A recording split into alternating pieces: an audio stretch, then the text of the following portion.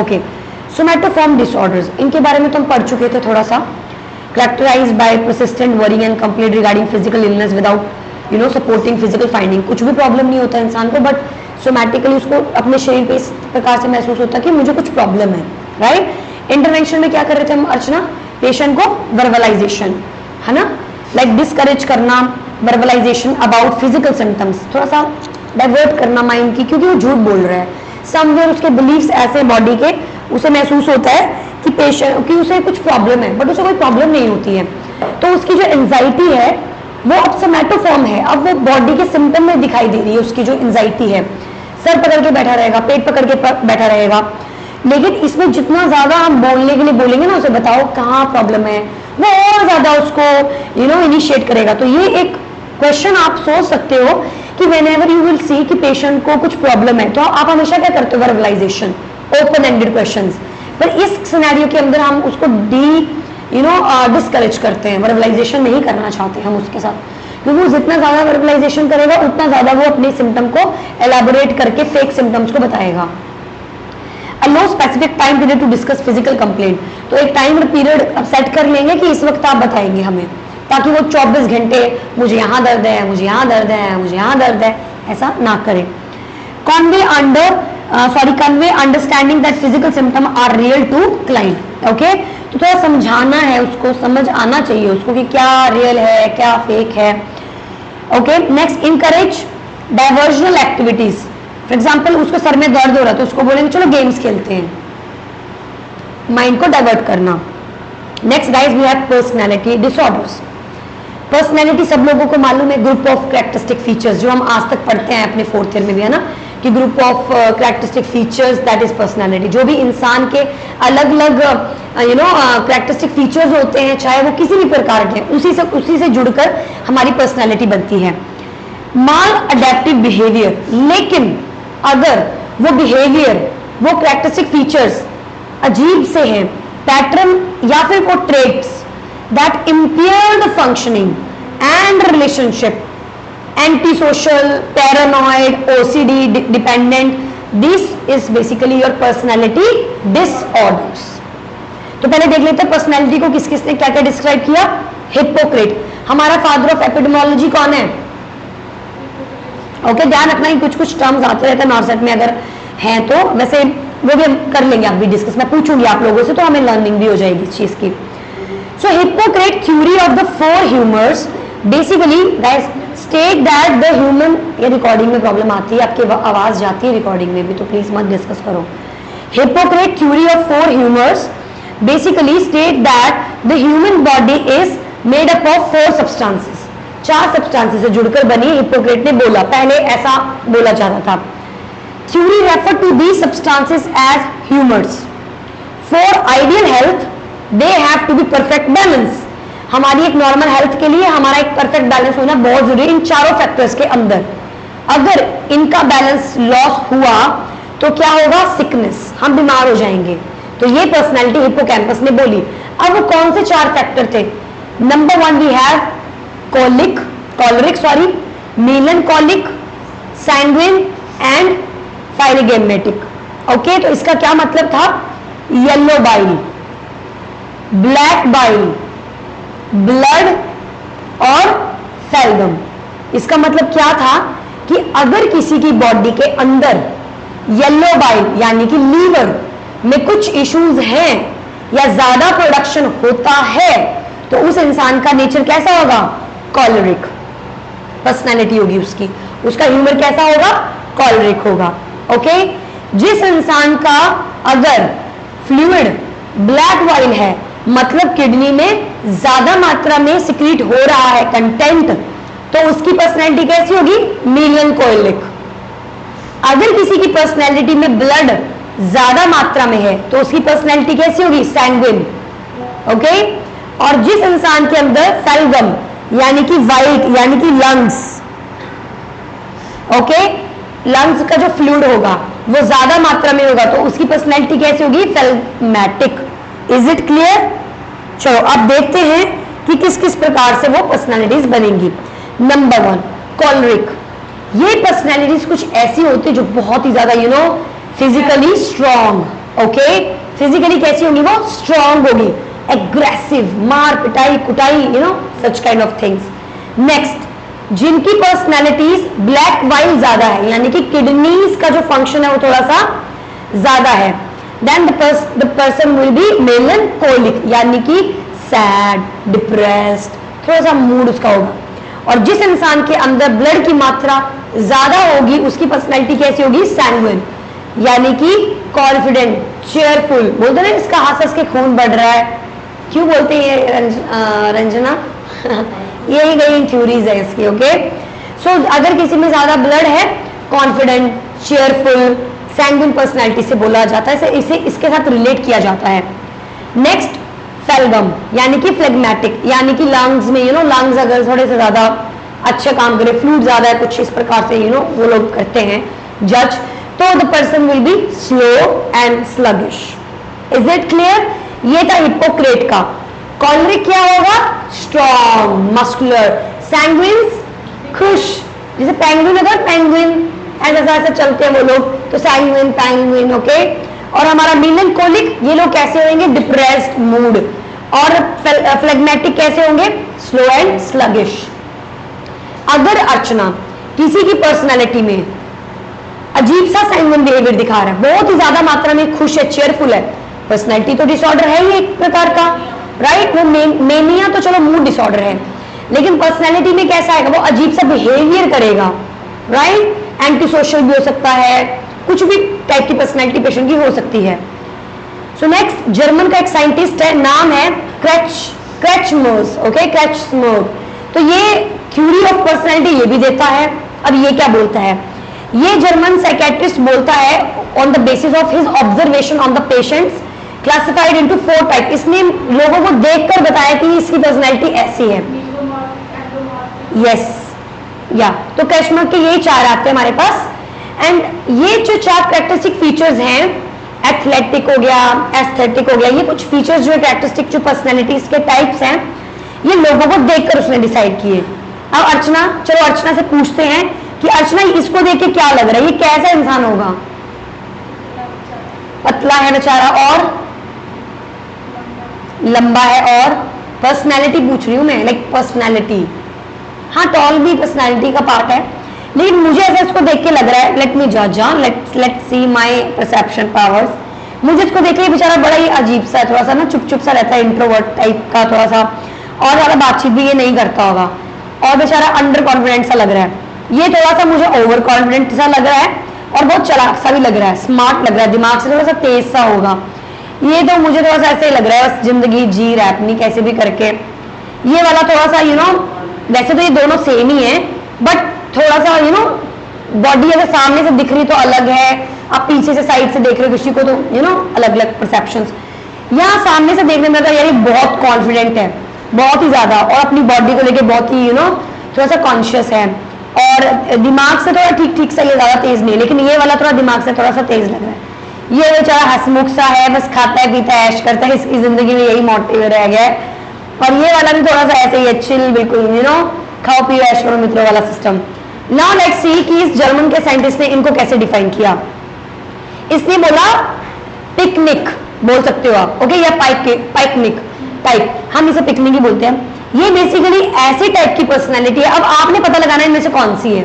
Okay, short and fatty, कौन सा है? Yes, this one. इसने क्या बोला, इन लोगों को इसने पिकनिक बोला कि शॉर्ट होते हैं हाइट में, हैवी होते हैं, बिल्ड बॉडी टाइप होती है इनकी, they have short and thick neck, इनकी छोटी सी गर्दन होती है और थोड़ी मोटी सी गर्दन होती है. सोशल एंड चेयरफुल, बहुत ज्यादा सोशल होते हैं, बहुत ही चेयरफुल हंसमुख टाइप के लोग होते हैं, बहुत ही हैप्पी होते हैं, लकी, थोड़े से लकी टाइप के लोग होते हैं. Like to eat and sleep, इनको बस खाना है और सोना है, जैसे खाओ पियो ऐश करो टाइप, यू नो. नेक्स्ट, इसी के अंदर एक पर्सनैलिटी आती है जिसे हम बोलते हैं साइक्लॉइड पर्सनैलिटी. ये पर्सनैलिटी बेसिकली ऐसी पर्सनैलिटी होती है जो पर्टिकुलरली मूड स्विंग्स वाली है, अब भी अच्छा और अब भी खतरनाक, you know such kind of personality. Is it clear Anjana? Pyknic type, short and fatty, cheerful but sometime cycloid also. Okay guys, Diksha, is it clear? Diksha? Yes Diksha? Okay, next we have aesthetic. ये कैसी होती है? Aesthetic toll होते हैं, थोड़े पतले होते हैं, अंडर डेवलप्ड मसल्स वाले, यानी कि ये लोग फर्स्ट वाले। अंडरवेट, इरिटेबल, मैंने बोला थोड़ा सा अजीब से, irritable, shrink away from responsibility, भाग रहे हैं, बस भाग रहे हैं अपनी जिम्मेदारियों से, प्रॉब्लम से भाग रहे हैं। डे ड्रीम, सोचते ही रहते हैं। और इन लोगों को अगर पर्सनैलिटी डिसऑर्डर होगा तो स्किज़ॉइड पर्सनैलिटी हो सकता है, जिसमें इंसान अजीब सा बिहेव करता है। सो टॉल एंड थिन, आप देखे भी होंगे ज्यादातर स्किज़ोफ्रेनिया वाले लोग बहुत पतले दुबले होते हैं, भागते रहते हैं, दौड़ते रहते हैं, no such kind of things. The third type we have is athletic type. इसमें क्या होगा? एथलेटिक टाइप वो लोग हैं जो कि आप देख सकते हो muscular and well build, okay. So these will be neither tall neither too short, stable, calm nature, adjust quickly to the environment, they are well muscular body। guys, last type आता है हमारे पास dysplastic type। अर्चना, ये सबका mixture होता है, mixture of all three personalities is dysplastic। वो short भी होंगे, थोड़े से टॉल भी होंगे, थोड़े से मोटे भी होंगे, थोड़े से पतले भी होंगे, थोड़े से मस्कुलर भी होंगे, थोड़े से थिन से भी होंगे, थोड़े से मूड स्विंग्स भी आते होंगे और थोड़े से काम डाउन भी होंगे, तो वो होते हैं dysplastic type. Is it clear everyone? Yes, everyone, is it clear? Yes, ma'am. Perfect. All right. Now let's move on.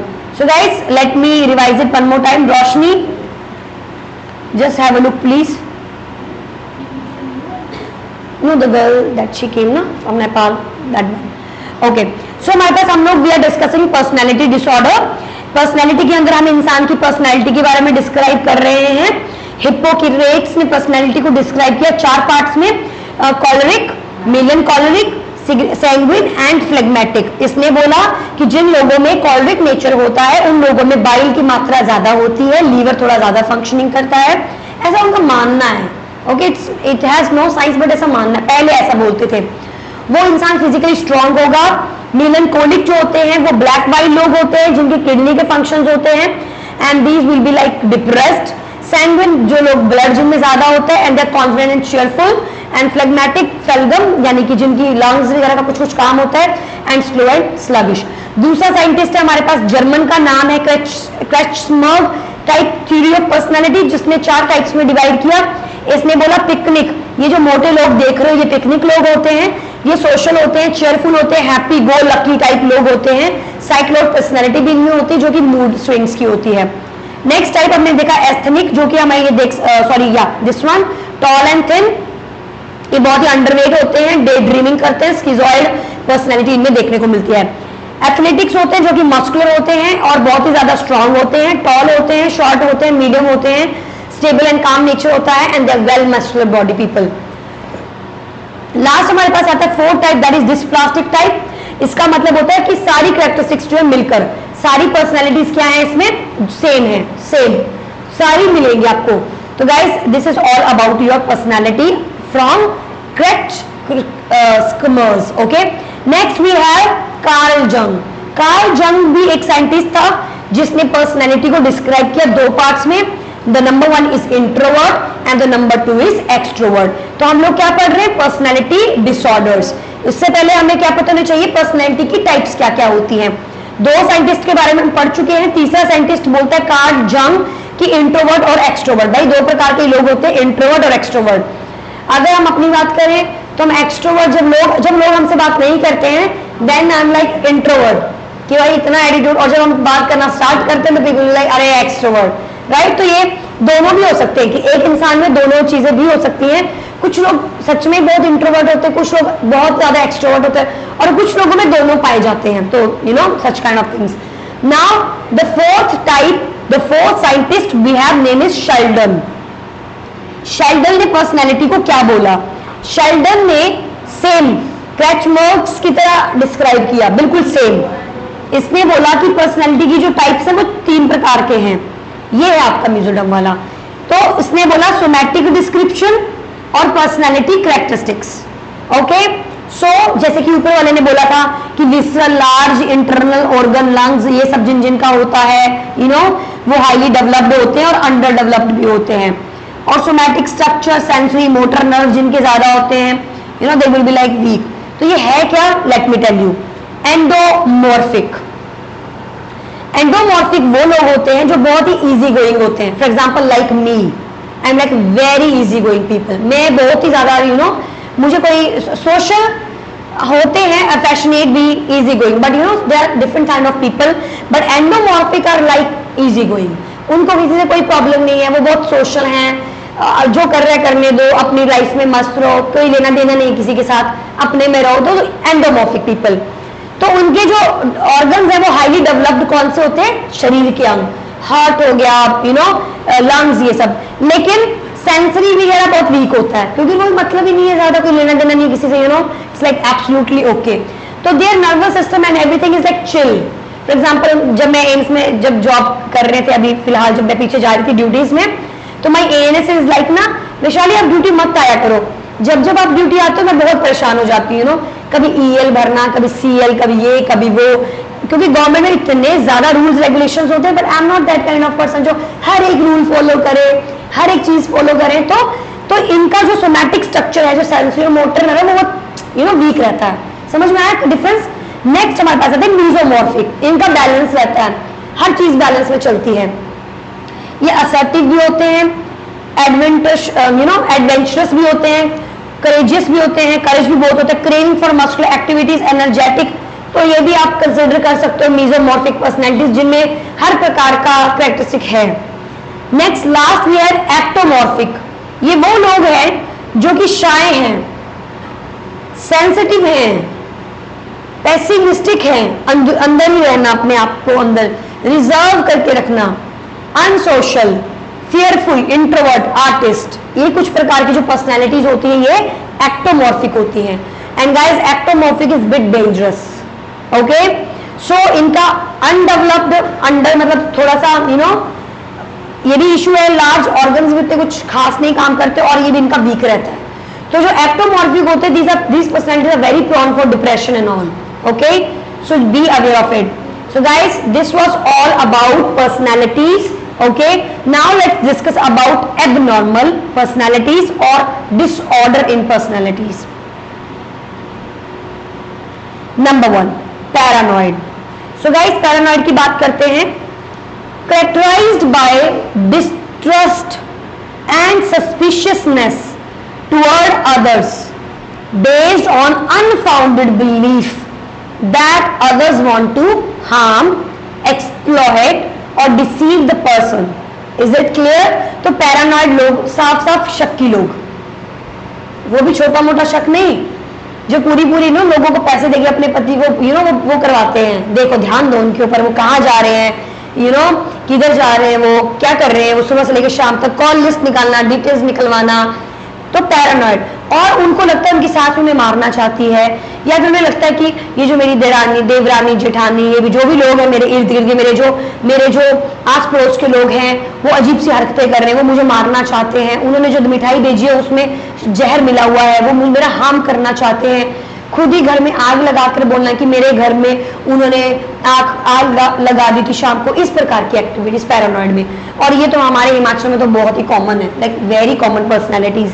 ज्यादातर लोग जो वहाँ औरतें होती है ना, फीमेल्स पहाड़ों में, वो कुछ, मैं नहीं लेकिन बाकी लोग कुछ ऐसे होते हैं, दे will be like very very very doubtful, और उन्हें यही लगता रहता है कि ये मुझे मार देगी, ये मुझे मार। इवन वहां पर जो जो ब्लैक मैजिक होता है ना, तो ब्लैक मैजिक जब होता है तो वो लोग बोलते हैं कि तुम्हारे ना पड़ोस वालों ने तुम्हें ऐसा कर दिया है।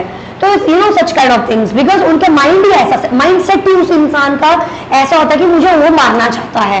तो जब वो लोग आते हैं उन्हें ठीक करने के लिए, भूत उतारने के लिए, वो भी सेम बात बोलते हैं, क्योंकि उन्हें पता है कि ये इस पर्सन को मालूम है कि ये पड़ोस वाले की वजह से हुआ है, तो वो लोग ऐसा यूज करते हैं कि तुम्हारे पड़ोस में ये लोग हैं, इन्होंने ऐसा किया है। तो paranoid is disorder, it's not a normal thing. और ये शक की problem, it's like a big issue. Schizoid, ये वो पर्सनैलिटीज होती है जो स्किज़ोफ्रेनिया, और आपको पता है पैरानॉइड स्किज़ोफ्रेनिया भी एक टाइप है, बट स्किज़ोइड वो होंगे जो कि इमोशनली डिअटैच्ड होंगे, disinterest in close relationships and indifference to praise or criticism and often uncooperative. तो स्किज़ोइड बेसिकली कोऑपरेट नहीं करते हैं, भाग जाएंगे, दौड़ जाएंगे, घर से भाग जाएंगे, और घर वापस लौट के नहीं आएंगे, इस प्रकार के लोग। ऑलराइट। एंटी सोशल, ये तो सबको ही पता है, जो सोसाइटी में नहीं रहना चाहते हैं, उनके अगेंस्ट होते हैं, उनके रूल्स फॉलो नहीं करते हैं, हमेशा एंटी सोशल बिहेवियर करते हैं. Characterized by disregard for others, exploitation, repeated unlawful actions and failure to accept personal responsibilities. भाग रहे हैं, हर चीज से भाग रहे हैं. सोसाइटी ने जो बना रखे हुए हैं, जिनको हमें फॉलो करना पड़ता है, जो हमारी जिस सोसाइटी में हम रह रहे हैं, वो जो उन लोगों ने जो रूल्स बनाए, हमारे जो बड़े लोगों ने बनाए, उनको ना फॉलो करके एक्सप्लॉइट करके रिपीटेड हार्म करना दूसरों को, वो सब चीजें एंटी सोशल में आती हैं अगर एब नॉर्मल लेवल पे कर रहे हो तो. Okay, alright. और क्या होता है, एक होता है border line. Border line personalities क्या होती है? ये वो पर्सनैलिटीज होती है जिनके आइडेंटिटी अफेक्ट होती है. For example, characterized by instability of affect, identity, relationship as well as splitting behavior. मैंने क्या बताया था ज्योति, व्हाट इज स्प्लिटिंग? मैंने क्या डिस्कस किया था स्प्लिटिंग के बारे में?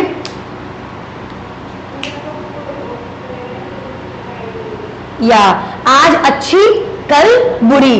आज उसको वो नर्स अच्छी लग रही है और कल वो उसी के बारे में बोलेगा कि मुझे इससे बात नहीं करनी है. इस प्रकार के स्प्लिटिंग बिहेवियर. मैनिपुलेट करना दूसरों को, इम्पल्सिवनेस दिखाना, fear of abandonment, okay, and often tries self injury and may be suicidal. तो ये हमारे बॉर्डर लाइन पर्सनैलिटी. इसमें अलग अलग प्रकार की पर्सनैलिटीज आती हैं अब बॉर्डर लाइन के अंदर. ओके, कुछ लोग बहुत ही अंत हो चुका है उनकी, लाइक वो कुछ भी कर सकते हैं. They are very dangerous to society.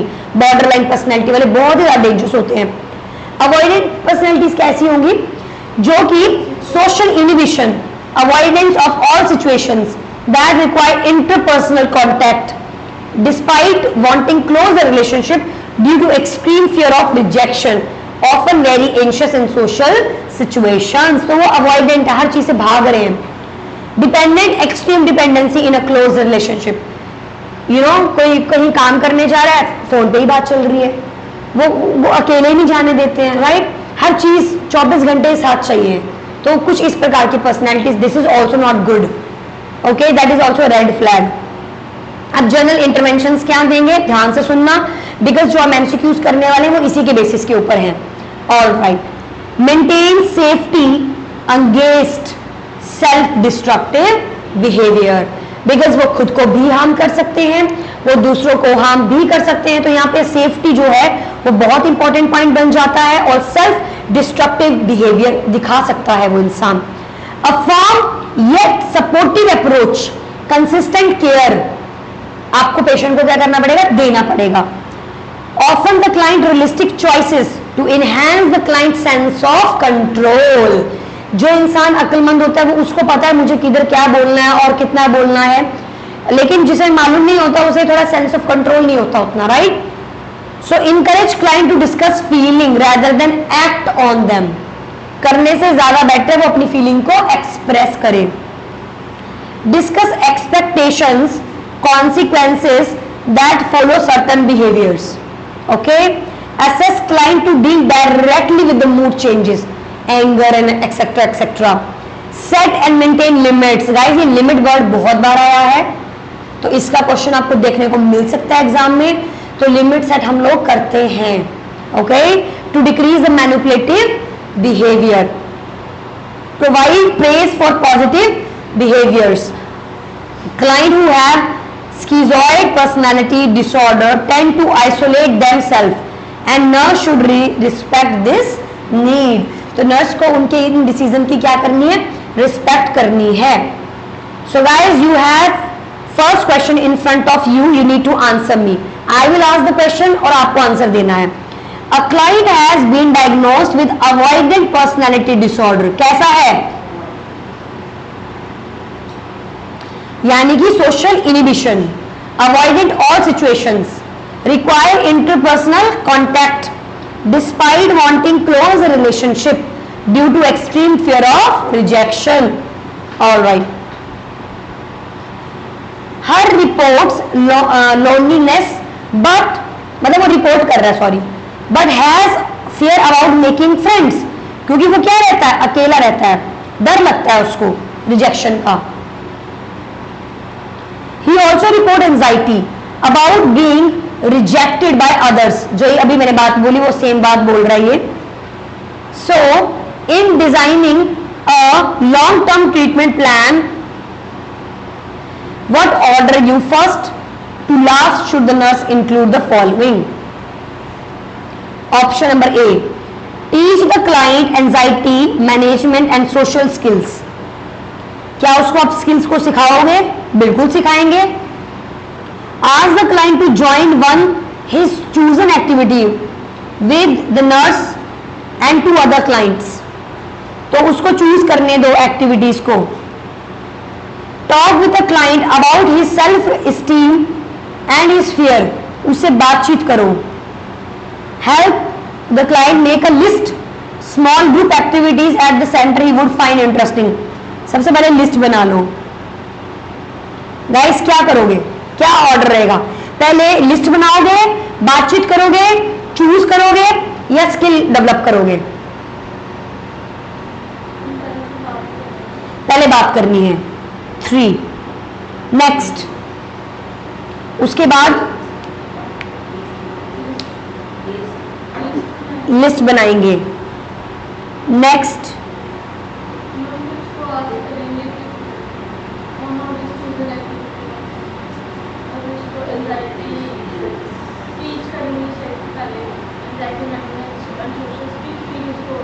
okay guys, I will give you 1 minute. I will give you 1 minute. Please give me the correct answer.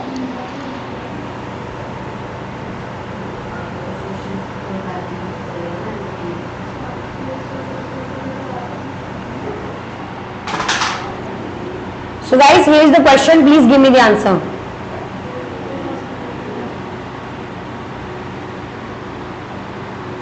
Give me the correct answer.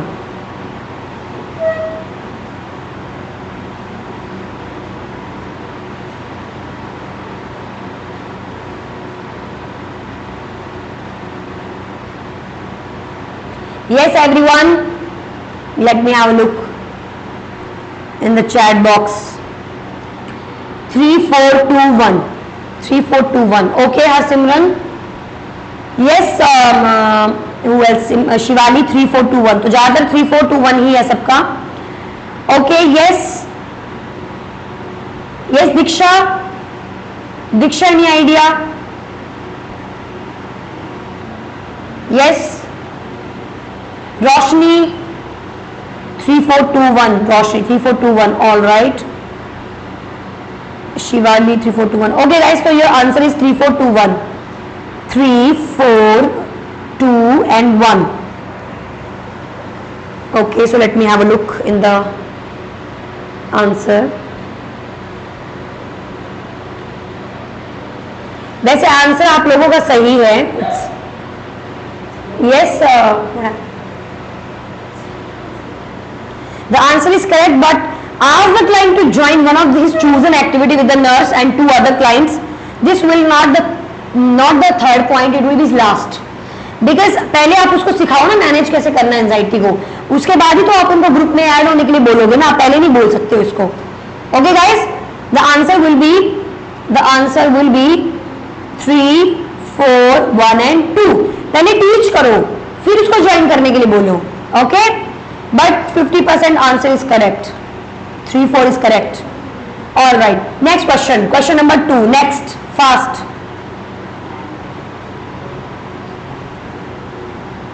A client diagnosed with borderline personality. Okay. Borderline personality. क्या होती है borderline personality?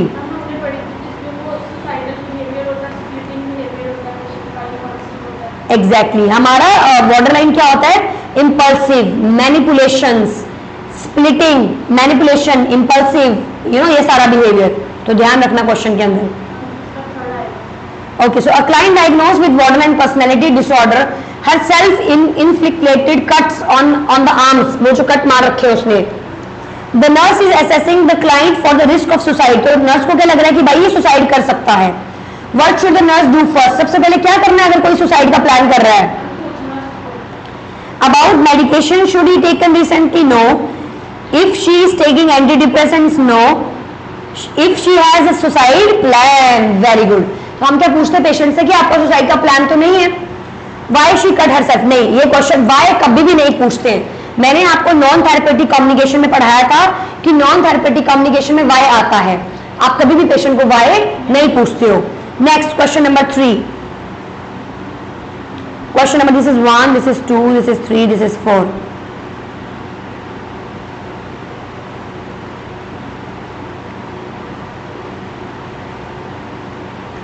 When developing the plan of care for the client diagnosed with a personality disorder, the nurse planned to assess the client primarily with which of the following? Okay, so care plan कर रहे हो आप, okay?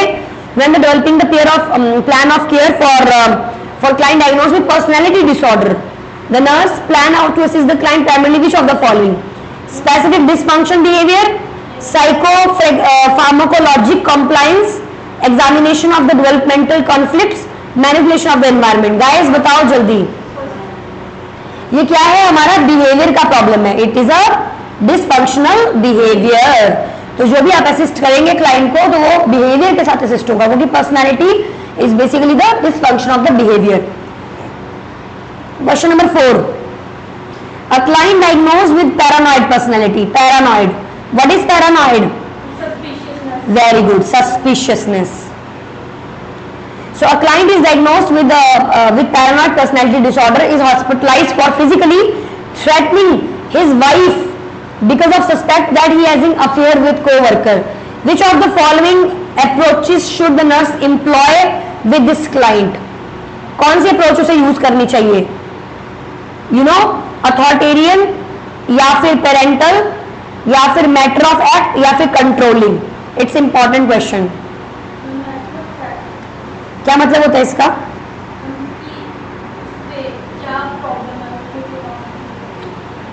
Basically which of the following approaches should the nurse employ with the client? Nurse को employ करना है इस client के साथ. इन में से कौन सी बात है वो? तो आपको पता होना चाहिए कि बाकी चीजें क्या. What is authoritarian? What is this? Yes guys, क्या होता है? कमांड होना. Okay. What is parental?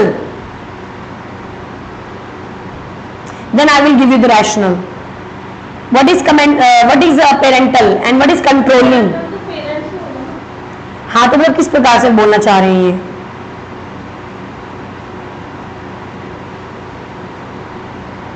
Yes guys, controlling is what?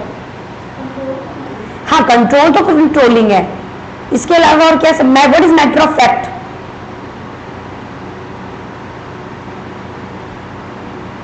Yes everyone, what is matter of fact? मैं आपको ना इसका रैशनल बताना चाहती हूँ. So let me show you.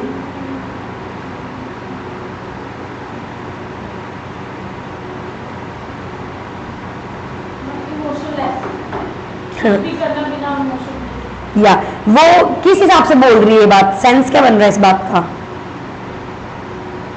Why is she saying कि इमोशनलेस हो आप, इमोशनलेस हो आप? ये समझाना चाह रही है उसको कि आप इमोशनलेस हैं.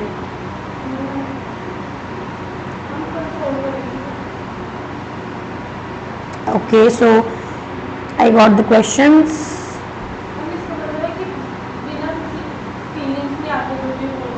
हाँ, ये बोल सकते हो आप.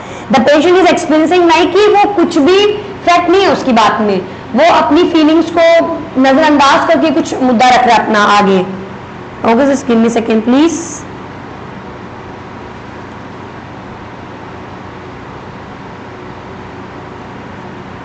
तब तक आप क्वेश्चन नंबर 5 पढ़िए please. Question number 5.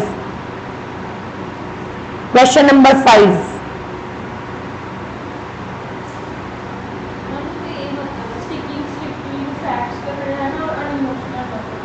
Okay, so I got the rationale, so let me give you the rationale.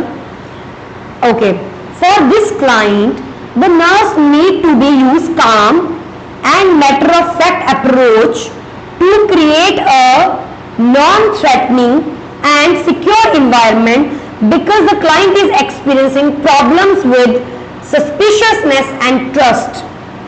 Use of one statement and response would be therapeutic to reduce the client's suspiciousness and increase his trust in the staff and the environment. जबकि authoritarian का मतलब क्या है? Approach is non therapeutic and inappropriate because the client may perceive this approach as an attack. subsequently responding with anger and threatening behavior. Okay, a parental or controlling approaches may be perceived as authoritarian. Okay, the client may become defensive and angry. इसीलिए nurse को क्या करना है, authority, parental, controlling behaviour ना दिखा के matter of fact वाला behaviour दिखाना है, जिसमें वो उसको समझाना चाह रही है जो बात है. Is it okay? Alright. Question number 5, what is the answer?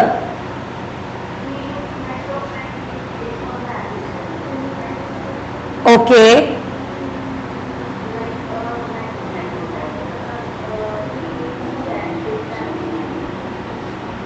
just give me a second. Yes, yeah, you can say that, that's correct. So Shivali, what do you think, what will be the answer of question number 5? 4. Okay. So guys, when planning care for a client diagnosed with schizotypal personality disorder, जिसमें अभी हमने बात की थी कि स्कीजोइड वाले जो patients हैं वो कैसा बिहेवियर है उनका, थोड़ा सा अजीब है, वो भाग जा रहे हैं, emotional detachment, disinterest in the close relationship, indifferences to praise and criticism. Okay, तो इस क्वेश्चन में वो बोल रहा है कि when planning care for a client who diagnosed with schizotypal personality, which of the following help the client become involved with others? जब हमने बोला कि वो भाग रहा है, वो हर चीज से भाग रहा है, तो हम ऐसा क्या कर सकते हैं कि जिससे हम उसको इन्वॉल्व करवा सकते हैं? Okay, so the answer will be participating solely in group activities. No, हमको तो उसको इन्वॉल्व करवाने की बात करें कि हम कैसे इन्वॉल्व करवाएं. So being involve with primarily 1-to-1 activities, नहीं, ज्यादा लोग होने चाहिए और अलग से नहीं, इकट्ठे सबके साथ. Leading a sing along in the afternoon. What is sing along there? Leading a sing along, it's like you know साथ में एक्टिविटीज करना, यू नो साथ में हर कुछ कर रहे हो, आप गा रहे हो, घूम रहे हो, नाच रहे हो, झूम रहे हो, you know in the afternoon, या attending an activity with the nurse. तो यहां पर स्कीजोइड वाले को आप अकेला नहीं छोड़ सकते, समझ रहे हो Archana? You can not left that patient in the group, you cannot left that patient alone, you cannot left that patient in a activity without a nurse. So यहाँ पर आपको इस पेशेंट को नर्स के साथ अटेंड करवानी है एक्टिविटीज, ताकि वो उसको सुपरवाइज करती रहे और थोड़ा बातचीत रहे. Is it clear? Let me give you the rational. Attending the activity with the nurse assist the client to become involved with others slowly. The client with a social typical personality disorder needs support, kindness and gentle suggestion to improve the social skills, interpersonal relationship. The client commonly has problem in thinking, perceiving, communication and appears similar to client with schizophrenia, except that psychotic episodes are infrequent and less severe. Okay, so participation solely in group activities or leading to a sing along would be too overwhelming, you know, for the client, subsequently increasing the client anxiety and withdrawal. Engaging primarily in one-to-one activity would not be helpful because of the client's difficulty with social skills. Is it clear? तो यहाँ पर जो लोग fourth option ये सोच के चल रहे हैं एक्टिविटी करवाओ, भाई ऑप्शन नंबर 1 और ऑप्शन नंबर बस ऑप्शन, ये भी कहीं ना कहीं एक्टिविटी करवा रहा है, लेकिन नर्स के साथ हमें पेशेंट को रखना है ताकि वो ऑब्जर्व कर सके और उसके साथ बाकी लोग आके जुड़ सके. और इस पॉइंट से हमने आज नया क्या सीखा कि psychotypical personality disorders are like schizophrenia but they are less severe. Okay, तो ये चीज हमने इस क्वेश्चन में सीखी है. All right, next question number 6. Guys, what will be the answer of question number 6? A client is complaining to other client about not being allowed by the staff to keep food in her room. The nurse should क्या? अब भाई वो बड़ा ही उदास है, वो बोल रहा है कि मुझे रखने ही नहीं देते खाना, राइट? तो अब क्या कर सकते हैं? Ignore the client behavior, set limit on the behavior, reprimand the client, okay, reprimand the client and allow the snack to be kept in her room. Guys, ये तो गलत है. उसने बोला मुझे कमरे में ये रखना है, तो ये आप नहीं कर सकते हो. पेशेंट को आपने लिमिट सेट करने हैं, क्या चीज तुम्हारे लिए है, क्या रूल्स है, क्या रेगुलेशंस हैं. तो आपको यहाँ पे क्या आंसर आएगा? Set limits of the behaviour of the patient. Question number last, A client with access to diagnosis of antisocial personality disorder has a potential for violence and aggressive behavior. Which of the following client outcome to be accomplished in the short term is most appropriate for the nurse to include in the care plan? So guys, antisocial personality सबसे खतरनाक जो लोगों के लिए dangerous हो सकती है. Use humor when expressing anger. ये बोलने आपने अपना दिमाग इस्तेमाल किया अगर जब गुस्सा कर रहा है वो एक लगा के देगा सामने से, right. Discuss the feeling of anger with staff. Yes, हम पेशेंट को बोल सकते हैं आप अपना जो एंगर का जो फीलिंग है वो हमारे साथ डिस्कस कर सकते हो. Ask the nurse for medication when upset. नहीं, एंगर का क्या ही मेडिकेशन के लिए बोलना है. Use indirect behaviour to express anger. नहीं. तो guys let me just all right, perfect. So now guys, now we are going to discuss another topic. I hope it is clear to